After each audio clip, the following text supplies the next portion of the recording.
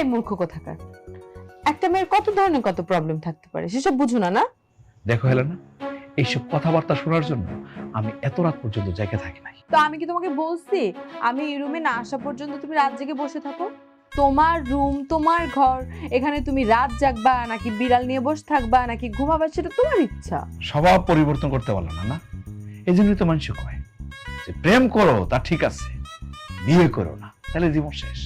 তার মধ্যে যদি আবার অসামাজিক মেয়ে পড়ে তাহলে যে কোনো কথাই নাই, একদম আগুন আর আগুন, দুজক। কি বললা তুমি? হ্যাঁ, আই তুমি কি বললা? এত বোঝার দরকার নাই, সব হইলো আমার কপাল।